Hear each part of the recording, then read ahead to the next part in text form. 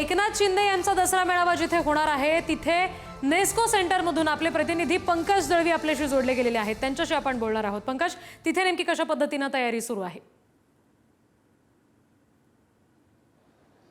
नेस्कोला आता शिवसैनिक यायला सुरुवात झालेली आहे। प्रचंड मोठं स्टेज जे आहे ते इथे बनवलेलं आहे, आपण बघतोय, आणि फुलांनी हे स्टेज सजवलेलं आहे। शिवसेनेचे प्रमुख नेते पदाधिकारी जे आहेत ते या मंचावरती बसणार आहेत। संध्याकाळी साधारणतः 7-7:30 नंतर उपमुख्यमंत्री एकनाथ शिंदे इथे येतील, संबोधित करतील। मात्र त्याच्या आधी जे आहे ते एकनाथ शिंदे त्याच्या आधी 15 मदतीचे ट्रक आहेत जे पूरग्रस्त महाराष्ट्रामध्ये भागामध्ये जाणार आहेत, त्यांना हिरवा झेंडा दाखवून ते ट्रक जे आहेत ते नेतील। आधी मदत मग राजकारणाची भूमिका। आपण काही शिवसैनिक इथे जमा झालेले आहेत, त्यांच्याशी बोलणार आहोत। शिवसेनेचा दसरा मेळावा म्हटलं की शिवसैनिक हा नेहमी त्याच्यामध्ये केंद्रस्थानी असतो आणि वेगवेगळ्या पद्धतीने येणारे शिवसैनिक आणि त्यांच्या वेगवेगळ्या तरा हे अत्यंत महत्त्वाचं असतं। आपल्यासोबत आपण सुरुवात महिलांपासून करणार आहोत, कारण शिवसेनेची ताकद म्हणजे महिला आघाडी होती।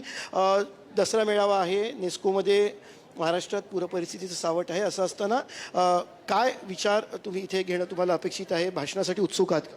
हो, भाषणासाठी तर साहेबांच्या भाषण ऐकण्यासाठी आम्ही उत्सुक आहातच आहे। आम्ही सगळे इथे म्हणून सगळे एवढं लवकर आलेले आहेत।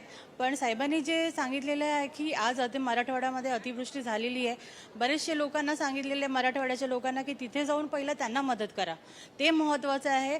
इथे आपण सगळे बघूनच घेऊ साहेबांचं हे महत्त्वाचा विचार। मराठवाड्याच्या बरीच विषय आपण एकदा कॅमेरामॅनला सांगेन की इथे दृश्य दाखवावी। महिला मोठ्या प्रमाणात येत आहेत। लाडकी बहीण योजना हा अत्यंत महत्त्वाचा त्यांचा प्रोजेक्ट होता।